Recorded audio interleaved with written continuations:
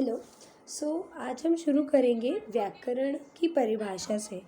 आज से हम हिंदी के जो व्याकरण है उसको भी अब टच करेंगे, उसको भी अब हम देखेंगे। तो आज हम सबसे पहले व्याकरण की परिभाषा देखते हैं। तो व्याकरण की परिभाषा को आज हम डिस्कस करेंगे और आज से हम अपने जो लेसन्स बना रहे हैं उसको अब हिंदी में भी बनाएंगे, ठीक है। तो व्याकरण की परिभाषा क्या है? अब देखो, व्याकरण वह विद्या है, ऐसा ज्ञान है जिसके द्वारा हमें किसी भाषा का शुद्ध बोलना पता चलता है। जैसे जो भी हम बोलते हैं ना, हिंदी में, इंग्लिश में बोले, भाषा एक बहुत इम्पॉर्टेंट चीज़ है। बिना भाषा के हम बोल नहीं सकते हैं, हम बात नहीं कर सकते हैं। आज हम बोल पाते हैं तो हम भाषा का उपयोग करते हैं, लेकिन ये भाषा गलत हो सकती है। बोलता तो हर कोई है, लेकिन उसकी व्याकरण की कितनी शुद्धि है, वो सही व्याकरण का उपयोग कर रहा है नहीं कर रहा है, तो वो भाषा पे नहीं डिपेंड करता है, वो डिपेंड करता है व्याकरण पे। और आज से हम व्याकरण को शुरू करेंगे। तो व्याकरण हमने ये देखी कि एक ऐसी विद्या, एक ऐसी स्टडी है जिसके द्वारा हम भाषा का शुद्ध बोलना, भाषा को शुद्ध तरह से बोलना सीखते हैं। भाषा की संरचना को बनाने के नियम सीमित होते हैं और भाषा की अभिव्यक्तियाँ असीमित हैं। भाषा को बनाने की जो रचना है वो क्या है? सीमित है। आप उसको अपने हिसाब से नहीं संरचना उसको दे सकते हो। भाषा की अभिव्यक्ति असीमित है ना। तो भाषा को शो करना, अभिव्यक्त यानी कि दर्शाना, वो असीमित है। एक एक नियम असंख्य अभिव्यक्तियों को नियंत्रित करता है। तो हम हर नियम को देखेंगे। भाषा के इन नियमों को एक साथ हम साथ में लेके अध्ययन करेंगे। वस्तु देखो, व्याकरण भाषा के नियमों का संकलन है। व्याकरण क्या है? जो भाषा में जितने भी नियम है ना, भाषा में बहुत से नियम हैं, वो सीमित नियम हैं। तो वो सभी जो नियम हैं उनको हम व्याकरण कह सकते हैं। तो व्याकरण के बिना भाषा सही नहीं होती है, ठीक है। व्याकरण के नियम भाषा को मानव एवं परिनिश्चित बनाते हैं, यानी कि उनको संरचना देते हैं, उन्हें रूप देते हैं, निहार देते हैं। क्या भाषा को कौन निहार देता है या संरचना देता है? व्याकरण, ठीक है। व्याकरण स्वयं भाषा के नियम नहीं बनाता, खुद नहीं बनाता है। वो एक भाषा भाषी समाज के लोग भाषा के नियमों को बनाते हैं। व्याकरण की अब एक स्मॉल लिटिल डेफिनेशन है जो देखें। व्याकरण वह शस्त्र है जिसके द्वारा भाषा को शुद्ध, मानक और निर्धारित, यानी सीमित, एक लिमिटेड किया जाता है ना। व्याकरण के अंग, व्याकरण के अंग यहाँ पे देखिए। व्याकरण हमें भाषा के बारे में जो ज्ञान कराता है उसको 3 अंगों में बांटा है। जो हम व्याकरण पढ़ते हैं ना, तो उसको 3 अंगों में बांट लिया है। मान लो हमने, पहला है ध्वनि, दूसरा शब्द और वाक्य। अब ध्वनि क्या है? पद विचार और वाक्य विचार, तीनों बहुत इम्पोर्टेंट है। तीनों मैं कोशिश करके इसी वीडियो में कवर करूँगी, क्योंकि ये होने जा रहा है आज मेरा व्याकरण का इंट्रोडक्शन। और मैं चाहती हूँ कि इसको एक सीरियल में, एक कह सकते हो कि एक साथ बना दूँ मैं, जिससे कि अगले वीडियो में जब लाऊँ तो उसमें दूसरी चीज़ सिखाऊँ, है ना। व्याकरण के प्रकार कितने हैं? ये व्याकरण के हिस्से थे। व्याकरण के प्रकार अलग हैं: वर्ण या अक्षर, शब्द और वाक्य। तो देखो, वर्ण या अक्षर क्या है? भाषा की सबसे छोटी इकाई, इकाई या ध्वनि कह सकते हैं हम, इकाई बोलो मतलब हिस्सा, ठीक है। तो भाषा का सबसे छोटा हिस्सा है वर्ण या अक्षर। तो जब हम भाषा की बात करते हैं, भाषा में जो सबसे छोटा इस हिस्सा आता है या इकाई आती है वो होता है अक्षर, और इसे तोड़ा नहीं जा सकता। जैसे कि अ, ब, म, क, ल, प आदि, है ना। तो देखो इन्हें तोड़ नहीं सकते हो आप। अ को नहीं तोड़ सकते हो, ब को कैसे तोड़ोगे, नहीं तोड़ सकते हो, ल नहीं तोड़ सकते हो। तो ये क्या है, ये है आपके वर्ण या अक्षर। शब्द क्या है, वर्णों के सार्थक मेल को, सा अर्थक यानी कि अर्थ सहित, स प्लस अर्थ यानी सार्थ, सार्थक मेल को। शब्द क्या है, वर्णों के, वर्ण हो गए आपके स्वर व्यंजन, है ना, इनके सार्थक मेल को हम क्या कहते हैं, शब्द कहते हैं। जैसे कमल, तो कमल में क्या है, क, एक सेकेंड मेरा मार्कर से काम नहीं कर रहा, क म ल,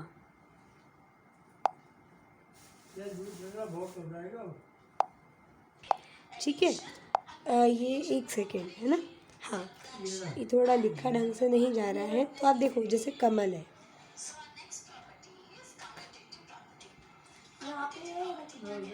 कमल में क्या है, कमल में अगर हम इस शब्द को तोड़ते हैं तो कमल शब्द में आप देखोगे कि स्वर और व्यंजन दोनों हैं। जैसे इसे करें, क हलंत प्लस अ प्लस म हलंत के सहित प्लस अ प्लस ल प्लस अ। अब आप कहेंगे कि मैडम ये हलंत क्यों लगाया है, ये हलंत क्यों लगाया है, ये हलंत कहाँ से लगा, क्यों लगा। तो ये हलंत क्या है, देखो ये हलंत है, ये हलंत है आपके व्यंजनों को दर्शाने वाला। हलंत का अर्थ है आधा। तो ये आधा क के साथ जब उसका स्वर जोड़ेगा तभी वो शब्द पूरा बने, वो अक्षर वो वर्ण पूरा बनेगा। कमल में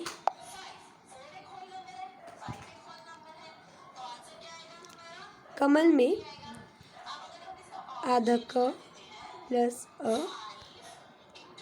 प्लस म, आधा हलंत लगाते जाएंगे और उसके साथ उसका स्वर लगाते जाएंगे, तब जाके वो एक पूरा अक्षर बनेगा, ठीक है। अब आप ये कहेंगे कि जो यहाँ पे आपको ये दे रखा था, यहाँ पे तो हलंत नहीं था, क्योंकि ये जनरल बात है, ये जनरल है। इसको अगर मैं अभी हलंत लगा दूँ तो ये बिल्कुल ठीक बनेगा। तो आप सबके नीचे हलंत लगा लीजिए, सबके नीचे हलंत लगा लीजिए, क्योंकि कोई भी वर्ण जो है उसमें जो व्यंजन होते हैं वो बिना हलंत के अगर लगाए जाएंगे तो बिना हलंत के लगाने का मतलब आप उसे तोड़ पाओगे, ठीक है। अब है राकेश, तो राकेश में क्या है, र हलंत। राकेश क्या है, जो वर्ण है उनके सार्थक मेल को हमने जब सभी वर्णों को मिलाया तो राकेश शब्द बना। वैसे ही भोजन, पानी, कानपुर, तो इन सभी उदाहरणों में क्या है, हमने वर्ण प्लस वर्ण किया है ना। तो वर्ण प्लस वर्ण करते हैं हम तो शब्द बनता है, ठीक है। अब देखो जब शब्द बन गए तो शब्द बनने के बाद बनता है वाक्य। अनेक शब्दों को मिलाकर बनता है वाक्य। यह शब्द मिलकर किसी अर्थ का ज्ञान कराते हैं। तो जैसे मैंने लिखा राजू सिनेमा देखता है, तो राजू एक शब्द है, सिनेमा एक शब्द है, देखता एक शब्द है। इतने सारे शब्द मिलकर के एक अर्थ देते हैं, एक ज्ञान देते हैं। सो अर्थ का ज्ञान देते हैं, ठीक है। तो ये वाक्य हो गए।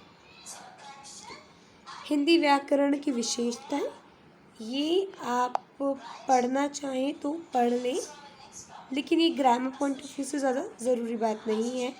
इसकी विशेषताएं खैर आप जान लीजिए, क्योंकि आपको जनरल वे में पता होनी चाहिए। तो हिंदी व्याकरण संस्कृत व्याकरण पर आधारित होते हुए भी अपनी कुछ स्वतंत्र विशेषताएं रखता है। तो देखो, हिंदी व्याकरण संस्कृत व्याकरण से लिया गया है, लेकिन फिर भी इसमें अपने कुछ रूल्स हैं। हिंदी को संस्कृत का उत्तराधिकारी मिला है। तो हिंदी को संस्कृत का उत्तराधिकारी मिला है, यानी संस्कृत के बाद उत्तराधिकारी होता है वंशज। तो संस्कृत के बाद जो उसका वंशज है वो है हिंदी। इसमें संस्कृत व्याकरण के देन की भी कम महत्वपूर्ण नहीं है, देन भी कम महत्वपूर्ण नहीं है, यानी संस्कृत का भी इसमें कम हिस्सा नहीं है, खूब इसमें संस्कृत है। ध्वनि और लिपि क्या है, ये बहुत इंपॉर्टेंट टॉपिक है, यहाँ से हम पूरा रीड करेंगे। तो ध्वनि मनुष्य और पशु दोनों की होती है।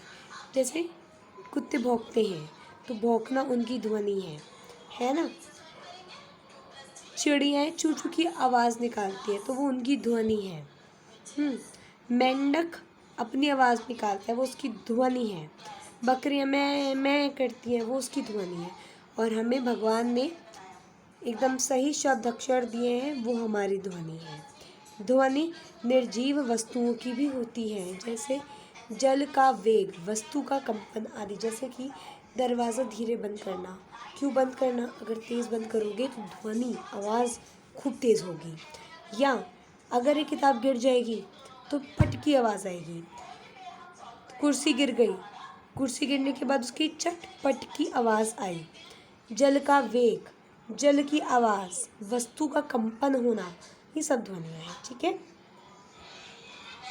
व्याकरण में केवल मनुष्य के मुंह से निकली या उच्चारित ध्वनि पर विचार किया जाता है, ये बात ध्यान रखना है।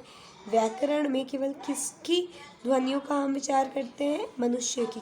क्यों कुत्ते भौंकते हैं, उनकी वो केवल एक साधारण ध्वनि है, उसमें कोई व्याकरण का यूज़ नहीं है। व्याकरण में अगर हम बात करें तो यही ध्वनि है, मनुष्य की ध्वनि है, जिसका उपयोग होता है। मनुष्य द्वारा उच्चारित ध्वनियाँ कई प्रकार की होती है। एक वह जो मनुष्य के किसी क्रिया विशेष से निकलती है, जैसे चलने की ध्वनि, मतलब हम कुछ कार्य कर रहे हैं, ठीक है। जैसे धीरे चलो, खूब आवाज़ करते हो, मुंह को बंद करके खाओ, आवाज़ आती है, तो ये हमारे मनुष्य क्रिया कर रहा है तो ध्वनि आ रही है ना। तो ध्वनियाँ मनुष्य बहुत करते हैं और अनेक ध्वनियाँ हैं, ठीक है। तो अनिश्चित क्रियाओं से उत्पन्न होती हैं, जैसे खर्राटे लेना या जबाई लेना। खर्राटे लेता तो आवाज़ आती है ना, छींक मारोगे तो आवाज़ आएगी। तीसरी वह है जैसे कि कराहना। कराहना क्या होता है, ये है वो जो स्वाभाविक होती हैं, ये स्वाभाविक आपकी ध्वनियाँ हैं। ये क्या है, स्वाभाविक ध्वनियाँ हैं। कराहना यानी चीखना। चौथी वह ध्वनि है जो मनुष्य अपनी इच्छा से मुंह से प्रकट करते हैं, जैसे कि जो वाणी या आवाज़ के रूप में जानी जाती है। ठीक है। अब पहली 3 प्रकार की ध्वनियाँ निरर्थक है, उनका कोई अर्थ नहीं है। लेकिन चौथी ध्वनि सार्थक है, वाणी सार्थक है, उसका अर्थ है, और कई बार निरर्थक भी हो जाती है, मतलब बिना अर्थ की भी हो जाती है। तो हम सभी देखेंगे, जैसे कि जब हम वाणी का प्रयोग करते हैं, मान लो सीटी बजा रहे हैं, वो निरर्थक है, ठीक है। या गाने में जो हम धुन प्रोड्यूस करते हैं वो निरर्थक है। सार्थक वाणी होगी जो भाषा है, जो हम भाषा बोल रहे हैं, वो हम इच्छा से बोल रहे हैं, साथ ही एक अर्थ सहित बोलते हैं। तो अभी ये देखो, ये आपका इतना इम्पोर्टेंट हिस्सा नहीं था, तो मैं पार्ट 2 शुरू कर रही हूँ इसी वीडियो का। तो अब मैं यहाँ पे आ गई हूँ आपके इसमें पार्ट टू, जो हम पार्ट वन मतलब एक ही वीडियो है, बट इस वीडियो में अब थोड़ा सा जो हिस्सा है, हमने अभी भाषा का थोड़ा व्याकरण जानी, अब हम वर्ण जानेंगे, फिर हम शब्द जानेंगे, फिर हम भाषा जानेंगे, तो मतलब पूरा सब कुछ जानेंगे हम इस वीडियो में। तो वर्ण उस मूल ध्वनि को कहते हैं जिसका खंड या टुकड़ा नहीं हो सकता, जैसे अ आ इ ई क ख ग इत्यादि। वर्ण भाषा की सबसे छोटी इकाई है और ये तोड़ी नहीं जा सकती है। उदाहरण द्वारा अभी हम उदाहरण इसके देखेंगे। तो जैसे कि राम, गया, है ना। तो राम, गया, प्रिया, है ना, महिमा, ये सब क्या है, शब्द हैं। कैसे बने ये देखो। अब यहाँ पे थोड़े से ये इस बात पर ध्यान नहीं दिया है, गौर नहीं दिया है, लेकिन आप गौर रखें, जो भी व्यंजन है वो बिना हलंत के नहीं आते हैं। राम में हलंत लगेगा, म में भी हलंत लगेगा। अगर ये आधा र है तो आधा र नहीं तोड़ा जा सकता, लेकिन अगर ये र है तो ये तोड़ा जा सकता है, हलंत लगा के ये तोड़ा जा सकता है। तो राम को तोड़ेंगे कैसे हम, र में हलंत प्लस आ, फिर म में हलंत प्लस अ, तो राम। ये इस पे गौर नहीं किया है, ये बड़ी फाइन बातें हैं, बड़ी इंपॉर्टेंट बातें भी हैं। गया, तो ग हलंत के सहित प्लस अ प्लस य प्लस आ, तो जमा लगाते जाएं, यानी प्लस प्लस लगाते जाएं और करते जाएं, गया। अब हमारे पास कितने वर्ण हैं टोटल, 52, ठीक है, 52 वर्ण हैं। वर्णमाला बहुत ज़रूरी है, देखो वर्णों की बहुत सुंदर माला है, ये याद रखनी चाहिए। वर्ण के समूह को वर्णमाला कहते हैं। इसे हम ऐसे भी कह सकते हैं कि किसी भाषा के समस्त वर्णों के समूह को वर्णमाला, यानी भाषा के जो भी वर्ण हैं उनके समूह को वर्णमाला बोले। प्रत्येक भाषा की अपनी वर्णमाला होती है। हिंदी में अ आ क ख ये, और अंग्रेज़ी में ABCD। हिंदी की बात कर रहे हैं अब हम। वर्ण के भेद, तो हिंदी भाषा में वर्ण के भेद अगर हम वर्णमाला पढ़ें,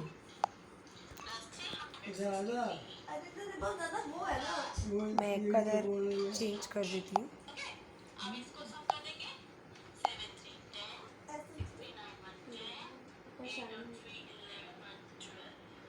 वर्णमाला,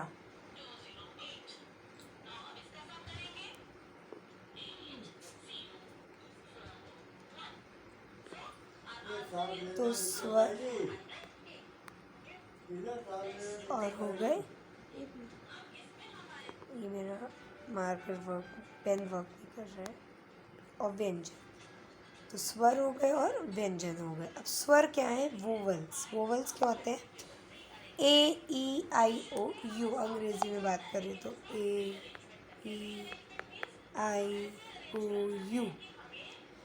और व्यंजन क्या हो गए, BCD, है ना, FGH JKLM। तो ये क्या है, व्यंजन। हिंदी में बोले तो क ख ग इत्यादि। स्वर, वे वर्ण जिनके उच्चारण में किसी अन्य वर्ण की सहायता की आवश्यकता ना पड़े वह स्वर होते हैं, और इसके उच्चारण में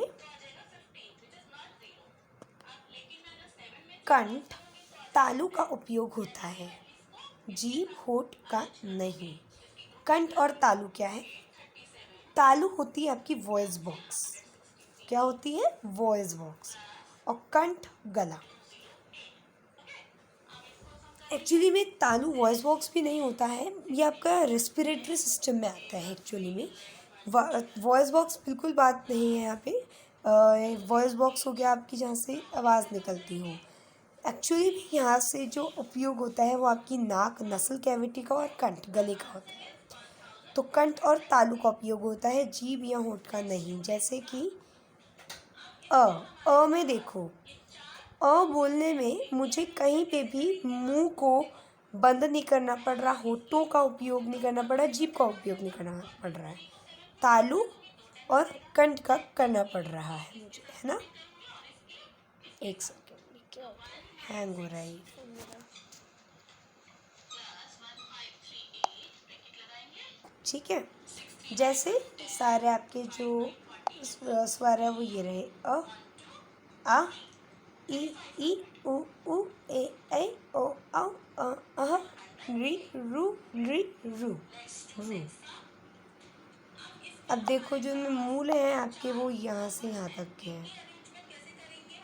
ये आप लिखना चाहो तो लिख लो, वरना ज़रूरी नहीं होते ये इतने। मूल स्वर और संयुक्त स्वर। मूल स्वर देखो मैंने बता दिए थे आपको, जैसे अ आ ई उ ए। तो आ ई उ ए और ऐ और औ, तो यहाँ से यहाँ तक। संयुक्त स्वर ए प्लस अ प्लस ए और ओ प्लस अ प्लस औ, तो ए ओ ये। अब देखते हैं हम मूल स्वर के वेग। तो ह्रस्व है, दीर्घ है, प्लुत है, तो ये इम्पॉर्टेंट है, इसको भी देखो। ह्रस्व स्वर जिन स्वरों के उच्चारण में कम समय लगता हो ह्रस्व कहते हैं उन्हें, जैसे रि, जल्दी से भूल गया, आ उ, कम समय लगा। दीर्घ स्वर जैसे कि वे स्वर जिनके उच्चारण में ह्रस्व स्वर को दुगना समय लगता हो ना, जैसे आ ई उ यहाँ पे देखो आसानी से बोला, उ आसानी से बोला, लेकिन आ ई उ ए ओ औ ये दीर्घ है, समय लेते हैं, ये समय लेते हैं बोलने में, उच्चारण में। दीर्घ स्वर क्या है देखो, अगर मैं अ प्लस अ करूँ तो आ बनेगा, अगर मैं ई प्लस ई करूँ तो ई बनेगा, उ प्लस उ करूँ तो उ बनेगा, अ प्लस ई करूँ तो ए बनेगा, अ प्लस ए करूँ तो ए बनेगा, ओ प्लस अ प्लस उ करूँ तो औ कैसे बनेगा, अ प्लस ओ। अब याद कैसे किया जाए, मैं आपको ये बहुत आसानी से याद करवाऊंगी, इसके लिए तो आप चिंता ही मत करो। इन तीनों देखो, आपका परिवार है और एक दूसरा परिवार है। जब आपके परिवार में दो लोग हैं और दूसरे परिवार में दो लोग हैं, आपका परिवार है और आपकी ये मान लो किसी रिश्तेदार का परिवार है, किसी शादी में मिले आप, तो कितने हो गए, 4 हो गए, बड़े हो गए, ज़्यादा संख्या हो गई। वैसे ही जब अ प्लस अ या ई प्लस ई या ओ प्लस ओ मिलेंगे, छोटे छोटे स्वर मिलेंगे, तो बड़ा स्वर बनाएंगे अपने परिवार का। अ प्लस आ, ई प्लस ई, ओ प्लस उ। ठीक है, अब इनको देखो, आई कैसे बना, अ प्लस ई ए, अ प्लस ए, ओ कैसे बना, अ प्लस उ, औ कैसे बना, अ प्लस ओ। ये आप जब पढ़ेंगे तो अपने आप ही आपको वैसे ये याद हो जाएगा। वो तो मैंने इसलिए करवा दी क्योंकि बहुत इजीली मैं याद कर पाई थी। प्लुत स्वर है, अभी देखो प्लुत स्वर ये हम बाद में करेंगे क्योंकि ये वाले इम्पॉर्टेंट होते हैं, but exam point of view से ये कम ही पूछे जाते हैं। तो अब अनुनासिक, निरुनासिक, अनुस्वार, विसर्ग। अनुनासिक जो नाक से बोले जाते हो, निरुनासिक जो नाक से ना बोले जाते हो, अनुस्वार ऐसे व्यंजन जो नाक से बोले जाते हो, विसर्ग जो ह की जो साउंड है वो प्रोड्यूस करते हो। अनुनासिक, निरुनासिक, अनुस्वार और विसर्ग हिंदी के स्वरों का उच्चारण अनुनासिक और निरुनासिक होता है। तो अगर हम हिंदी में बात करें, जो हम उच्चारण करते स्वरों का, या तो अनुनासिक या निरुनासिक होगा। अनुस्वार और विसर्ग व्यंजन है जो स्वर के बाद स्वर से स्वतंत्र आते हैं। इनके संकेत चिन्ह इस प्रकार है। अब देखो क्या है। अनुनासिक ऐसे स्वर हैं जिनके उच्चारण में नाक और मुंह दोनों का उपयोग होता हो। गांव, दांत, आंगन, सांचा। यहाँ पे देखो, कहीं पे भी रुक नहीं रही है आपका कोई भी स्वर, लेकिन हो क्या रहा है, यहाँ पे नाक भी आपके उपयोग में आ रही है, राइट। अनुस्वार ऐसे स्वर हैं, ऐसे व्यंजन हैं जो बिना स्वर के आते हो, जिनमें स्वर ना हो, जैसे अंगूर, अंगूर, है ना, अंग, अंगद, कनकन। तो अंगूर, अंगूर में देखो न आ रहा है ऊपर, है ना। अनगद, यहाँ पे देखो अनगद में आपके पास फिर से जो न का स्वर आ रहा है वो आधा आ रहा है। कनकन, यहाँ पे भी आधा न का स्वर आ रहा है, बिना स्वर के आपके केवल और केवल आधा न आ रहा है, जो आधा व्यंजन है। निरुनासिक यानी कि केवल मुंह से बोले जाते हो, यहाँ पे नाक का कोई काम ना हो। इधर उधर, आप, अपना, घर, सब ये है ना। विसर्ग, विसर्ग में अतः, पयः, पान, दुख। तो पह पान, अतः, स्वतः, ह का उच्चारण होता है।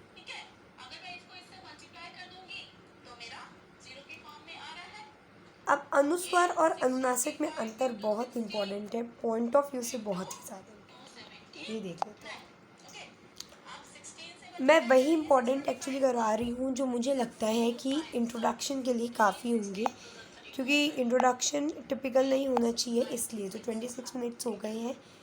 बस ये टॉपिक अब जितना है, ये थोड़ा लेंदी टॉपिक तो है ही, चलो, बट आराम से हो जाएगा तो अच्छा रहेगा कि हमने अच्छे से कर लिया है ना। मैं आपको ये टॉपिक करवाऊँगी और देखते हैं अभी।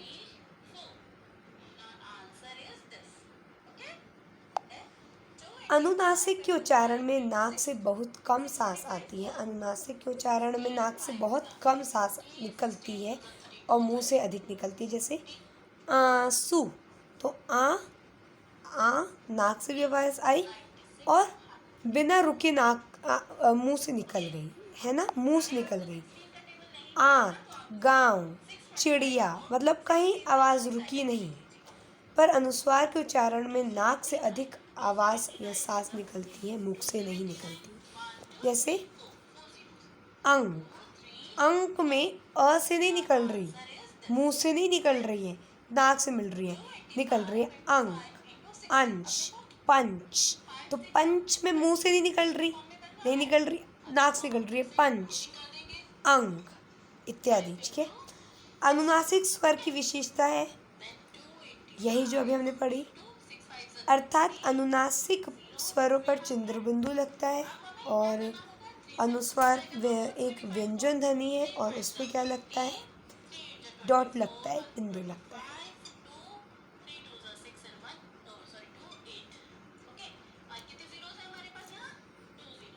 अब हम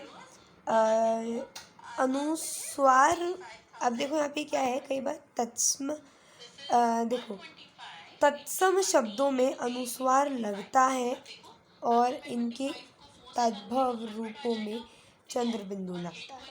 जैसे अंगुष्ठ से अंगूठा, दंत से दांत, अंत्र से आंत, है ना।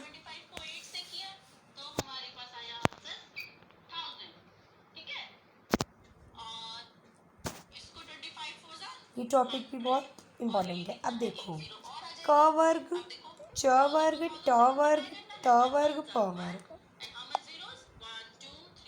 क वर्ग में आपकी क, ख, ग, घ, ण। च वर्ग में च, छ, ज, झ, ञ। ट वर्ग में ट, ठ, ड, ढ, ण। त वर्ग में त, थ, द, ध, न। प वर्ग में प, फ, ब, भ, म। अब देखो, क वर्ग में क्या हो गया, क, ख, ग, घ, ण। च वर्ग में छ, छ, ज, झ, ञ। ट वर्ग में ट, ठ, ड, ढ, ण।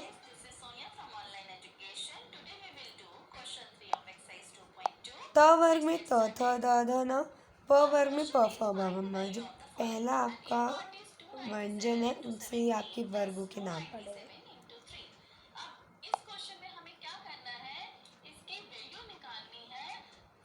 अब हम देखेंगे ये ऊष्म व्यंजन, ये सब मैं सेकंड पार्ट में लेने जा रही हूँ। अब मैं जहाँ आ रही हूँ वो बहुत इम्पोर्टेंट है, वो इधर है या नहीं है मुझे नहीं पता, मैं देख रही हूँ। संयुक्त व्यंजन, देखो जो व्यंजन दो या दो से अधिक व्यंजनों से के मेल से बनते हैं उन्हें संयुक्त व्यंजन कहते हैं। जैसे श है, किससे बना है? आधा क प्लस श, तो आधा क प्लस श बनाता है श, रक्षक भक्षक शोक शोक श्याम। त्र, आधा त आधा र प्लस अ, त्र। ज्ञ बना है आधा ज प्लस य प्लस अ, ज्ञ। श, आधा श प्लस र, श्र बना रहा है, ये संयुक्त व्यंजन है। ठीक है। द्वित्व व्यंजन, जब एक व्यंजन का अपने समरूप व्यंजन से मेल होता है उसे द्वित्व व्यंजन कहते हैं। जैसे आधा क प्लस क, पक्का, तो यहाँ पे क और आधा क, कच्चा, मम्मा है ना, चम्मच, पत्ता, ये सब।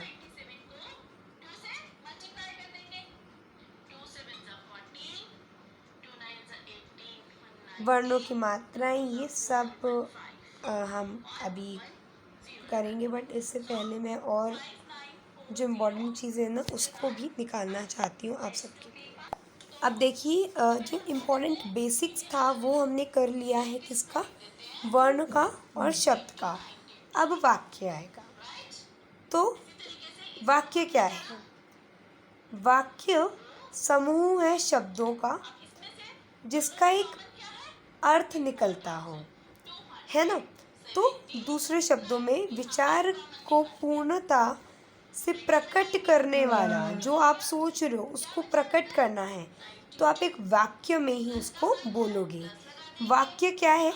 जो शब्द होते हैं ना, शब्दों का समूह है और वो एक सा अर्थ है, अर्थ सहित है। ठीक है। वाक्यों का, शब्दों का जब वाक्य में उपयोग किया जाता है तो उसे हम पद कहते हैं, ये और ध्यान रखना। सरल शब्दों में सार्थक शब्दों का व्यवस्थित यानी कि एकदम सिस्टमैटिक वे में अगर हम समूह कर दें जिससे अपेक्षित इच्छा वाला जो हम चाहते हो वो अर्थ प्रकट हो सके, वाक्य कहलाता है। जैसे विजय खेल रहा है, बालिका नाच रही है। वाक्य के दो भाग हैं, उद्देश्य, विधेय। उद्देश्य को हम सब्जेक्ट और विधेय को प्रेडिकेट कहते हैं, लेकिन ये तो इंग्लिश में है सब्जेक्ट एंड प्रेडिकेट। इसको हम हिंदी में कह सकते हैं उद्देश्य, कर्ता और विधेय क्रिया। जैसे कि राजू खेल रहा है, तो कर्ता यानी कार्य कर कौन रहा है, सेंटेंस में किसके बारे में बात हो रही है? तो राजू के बारे में बात हो रही है। किसके बारे में बात हो रही है? राजू की। तो राजू उद्देश्य है जिसके बारे में बात हो रही है। क्या बात हो रही है? वह खेल रहा है, तो खेल रहा है वो विधेय है, यानी कि वो प्रेडिकेट है। ठीक है। उद्देश्य, वाक्य में जिसके विषय में कुछ कहा जाता है वो उद्देश्य है। सरल भाषा में बोले तो जिसके बारे में कुछ बताया जाता है उसको उद्देश्य कहते हैं। पूनम किताब पढ़ती है, सचिन दौड़ता है, तो किसके बारे में बात हो रही है? पूनम के बारे में बात हो रही है। क्या बात हो रही है? कि वह किताब पढ़ती है, तो पूनम उद्देश्य है क्योंकि उसके बारे में बात हो रही है। वह किताब पढ़ती है, तो किताब पढ़ना क्या हो गया? वो प्रेडिकेट हो गया, बचा हुआ हिस्सा। सचिन दौड़ता है, तो किसके बारे में बात हो रही है? कौन दौड़ता है? सचिन, तो सचिन उद्देश्य है। दौड़ता है, कौन दौड़ता है? सचिन, उद्देश्य। और दौड़ता है, क्या कर रहा है सचिन? दौड़ रहा है, तो वो प्रेडिकेट। तो पूनम और सचिन विषय है और ये उद्देश्य हो गए हैं, इनके बारे में बात हो रही है, ये विषय है, ये उद्देश्य बन गए। और उसके बाद बचा हुआ जो हिस्सा है वो आपका कहलाता है कर्ता, क्रिया। उद्देश्य के अब ये इन्होंने और आपको डिटेल में बता दिया है, हमें इतना डिटेल में नहीं जाना, इन्होंने उद्देश्य के भी भाग बता दिए हैं। मैंने आपको उद्देश्य का मतलब कर्ता बताया है, जो बिल्कुल ठीक है। तो आप अब इसी बात पे ध्यान रखें। विषय विधेय में आइए। विधेय क्या है? विधेय यानी कि जो बात हो रही है वो कहते हैं विधेय। पूनम किताब पढ़ती है, तो किताब पढ़ती है वह क्या हो गया? विधेय हो गया। पूनम तो उद्देश्य था, वो क्या कर रही है उसके बारे में आप जो बता रहे हो वो उसका विधेय है। ठीक है। अब इन्होंने विधेय के भी भाग किए हैं। मैंने आपको विधेय क्रिया बताई है, बस वो इनफ है। अब एक वाक्य है, गाय घास खाती है। तो आप मुझे बताओ इसमें उद्देश्य क्या है? गाय। और विधेय क्या है? घास खाती है। ठीक है। जिसके बारे में बात हो रही थी वो उद्देश्य, जो बात हो रही थी विधेय। दूसरा उदाहरण, सफ़ेद गाय हरी घास खाती है। तो किसके बारे में बात हो रही है? सफ़ेद गाय के बारे में। क्या खाती है? हरी घास खाती है। ठीक है।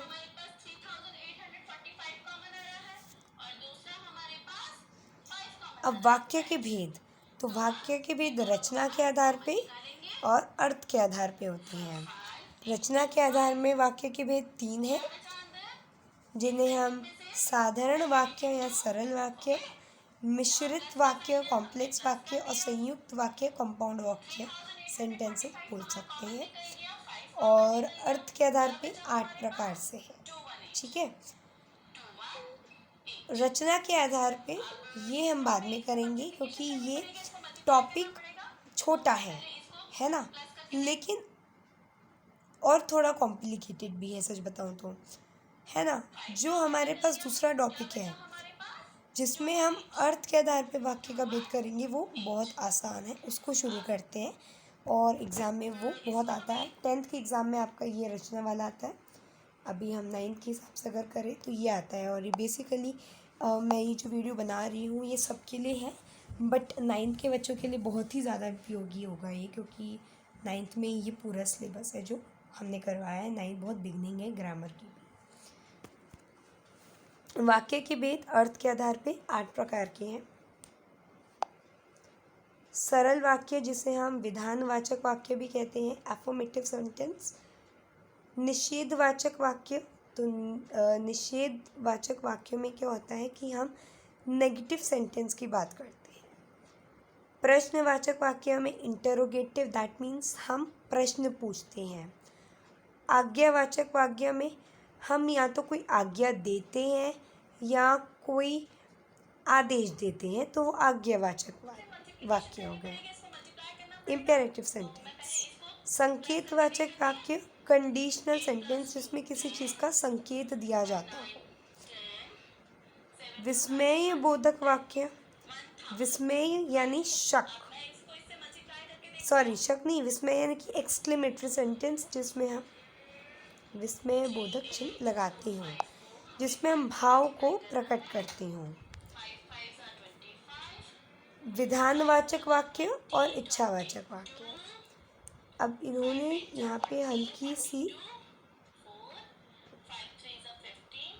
ये जो चीज़ आपको ध्यान रखनी है, हल्की सी एक मिस्टेक है जो मैं आपको भी स्लाइड्स में बताऊँगी।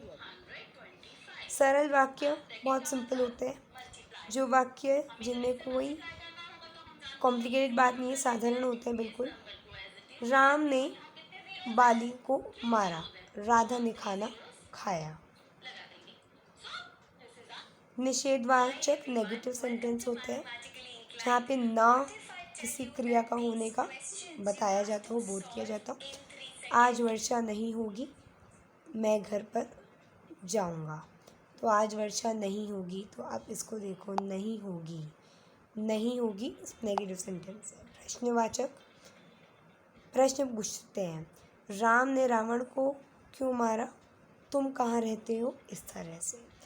आज्ञावाचक, आज्ञा, जैसे कि वर्षा होने पर ही फसल होगी, तो वर्षा होने पर ही फसल होगी, यहाँ पे आज्ञा दी जा रही है, आदेश या उपदेश दिया जाता है, प्रार्थना की जाती है, ज्ञान दिया जाता है। परिश्रम करोगे तो फल मिलेगा, ठीक है। बड़ों का सम्मान करो। संकेतवाचक वाक्य जिनमें संकेत का बोध हो। यदि परिश्रम करोगे तो अवश्य सफल होगे। यदि पिताजी सभी अभी आते तो अच्छा होता। संकेत है ना, संकेत है यहाँ पे भी।